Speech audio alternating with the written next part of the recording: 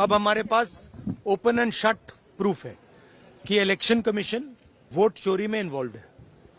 और मैं लाइटली नहीं बोल रहा हूं, मैं 100% प्रूफ के साथ बोल रहा हूं, ठीक है। और आप सबको पता लग जाएगा, जैसे ही हमने ये रिलीज किया पूरे देश को पता लग जाएगा कि इलेक्शन कमीशन वोटर चोरी करा रहा है। किसके लिए करा रहा है? किसके लिए करा रहा है? बीजेपी के लिए करा रहा है। ओपन एंड शट है, नो क्वेश्चन। हमें मध्य प्रदेश में सस्पिशन था, लोकसभा में सस्पिशन था, महाराष्ट्र में वो थोड़ा आगे गया, स्टेट लेवल पे हमें लगा कि यहां पे चोरी हुई है। वोटर एडिशन हुआ था, 1 करोड़ वोटर्स ऐड हुए थे। फिर हम थोड़ा डिटेल में गए, हमने कहा देखो अब इलेक्शन कमीशन तो मदद नहीं कर रहा है, तो थोड़ी ग्रैन्युलैरिटी में जाना है, गहराई में जाना है। तो हमने अपना ही इन्वेस्टिगेशन करवाया, उसमें 6 महीने लगे और जो हमें मिला है वो एटम बॉम्ब है। मतलब एटम बॉम्ब है, फटेगा तो आप इलेक्शन कमीशन आपको दिखेगा नहीं हिंदुस्तान में। एक और बात जो सबसे जरूरी बात है, और मैं ये बड़ी सीरियसली बोल रहा हूं, जो भी ये काम कर रहे हैं, ठीक है, इलेक्शन कमीशन में जो भी ये काम कर रहे हैं, right from the top to the bottom, आप एक बात याद रखिए, आपको हम छोड़ेंगे नहीं। कुछ भी हो जाए हम छोड़ेंगे नहीं आपको, क्योंकि आप हिंदुस्तान के खिलाफ काम कर रहे हो। ये ट्रीजन है और कम, इससे कम नहीं है। तो आप याद रखिए, आप कहीं भी हो, रिटायर्ड हो, कुछ भी हो, ठीक है, हम आपको ढूंढ के निकालेंगे। Thank you. वोट चोरी हो रही है और अब हमारे पास ओपन एंड शट प्रूफ है कि इलेक्शन कमीशन वोट चोरी में इन्वॉल्व है। और मैं लाइटली नहीं बोल रहा हूं, मैं 100% प्रूफ के साथ बोल रहा हूं, ठीक है। और आप सबको पता लग जाएगा, जैसे ही हमने ये रिलीज किया पूरे देश को पता लग जाएगा कि इलेक्शन कमीशन वोटर చోరీ కరారు. ఇంకా ఈరోజు పార్టీకి అన్ని రకాలుగా ఒక పెద్దన్న పాత్ర ఎవరైనా పోషిస్తా ఉన్నారు అంటే అది న్యాయవాదులే అని చెప్పాలి. అడగకపోతే అమ్మైనా అన్నం పెట్టదన్నట్టుగా, కోరకపోతే దేవుడైనా కూడా వరం ఇవ్వడం అన్నట్టుగా, పిటిషన్ వేయకపోతే, న్యాయస్థానంలో మీరు నిలబడకపోతే న్యాయం కూడా దక్కే పరిస్థితి కూడా ఉండదు. కలియుగం అన్నది ఏమిటి అన్నది ఈ చంద్రబాబు నాయుడు గారి పరిపాలన చూస్తే ఈ 14 నెలల్లో ఓహో ఇదేనా కలియుగము అని చెప్పి అనిపించే పరిస్థితి ఎవరికైనా కూడా అనిపిస్తుంది. ఎందుకనంటే న్యాయం లేదు, ధర్మం లేదు. తమకు గిట్టని వాళ్ళు ఎవరైనా ఉంటే, తమకు నచ్చని వాళ్ళు ఎవరైనా ఉంటే, తమకు వ్యతిరేకంగా స్వరం వినిపించే వాళ్ళు ఎవరైనా ఉంటే తట్టుకునే పరిస్థితి లేదు, జీర్ణించుకునే పరిస్థితి లేదు. ఎలాగైనా తీసుకొని పోయి వాళ్ళని జైల్లో వేయాలి, ఎలాగైనా తీసుకొని పోయి వాళ్ళని చిత్రహింసలు పెట్టాలి, ఎలాగైనా కూడా వాళ్ళ పరువును తీయాలి అనే ఒక నీచమైన సంస్కృతి ఈరోజు మనం చూస్తూ ఉన్నాం. ఒక మనిషిని జైల్లో పెట్టడము అని అంటే తన పరువును, తన ప్రతిష్టలతో ఆడుకోవడం. అవన్నీ తెలిసి కూడా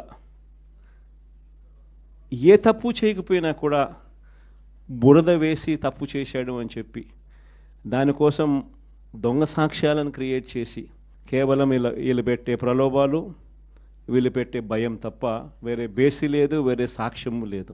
ఇలాంటి పరిస్థితుల మధ్య న్యాయం జరగడానికి కోసం బాధితుల తరపున గట్టిగా నిలబడి వాళ్ళ స్వరం వినిపించే కార్యక్రమం ఎక్కడైనా చేయాల్సిన పరిస్థితి ఏదైనా ఉంది అని అంటే అది ఇంకా మన భుజస్కంధాల మీద ఇంకా బాధ్యత ఎక్కువైంది.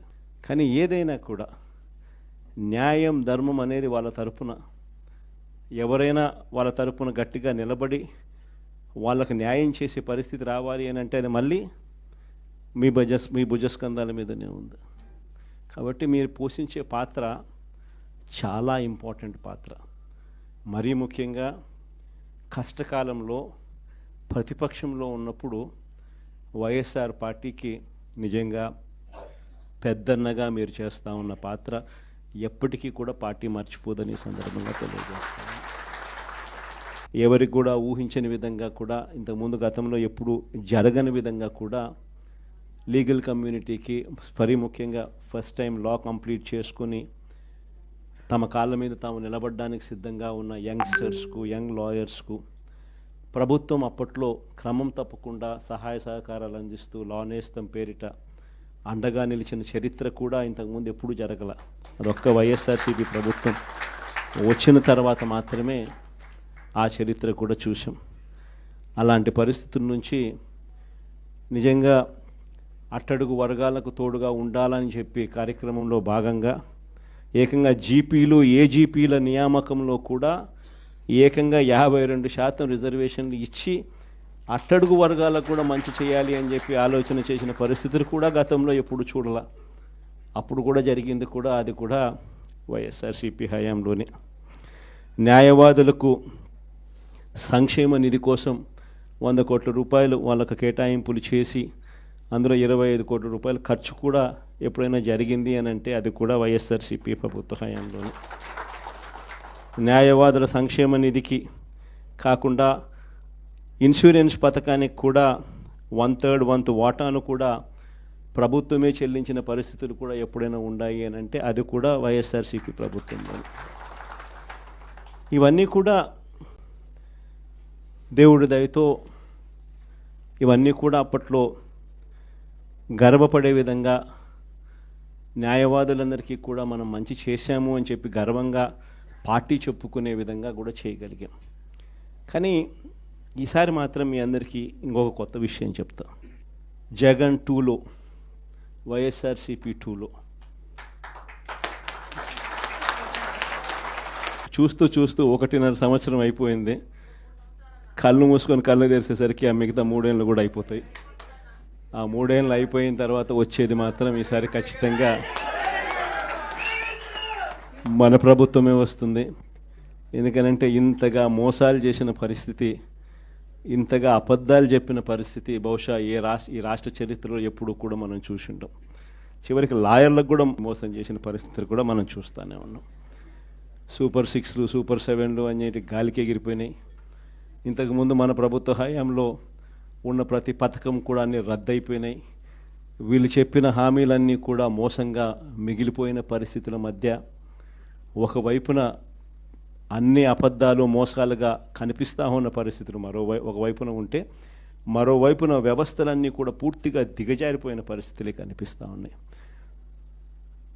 చదువుల రంగం తీసుకున్న, పేదవాడి ఆరోగ్యానికి సంబంధించిన రంగం తీసుకున్న, వ్యవసాయ రంగం తీసుకున్న, లా అండ్ ఆర్డర్ తీసుకున్న, గవర్నెన్స్లో ట్రాన్స్పరెన్సీ తీసుకున్న, ఏ రంగాన్ని తీసుకున్నా కూడా అన్ని రకాలుగా తిరోగమనమే కనిపిస్తుంది తప్ప ఈ రాష్ట్ర ప్రభుత్వంలో ఎక్కడా కూడా పురోగతి, అభివృద్ధి అనేది ఎక్కడా కనిపించని పరిస్థితి.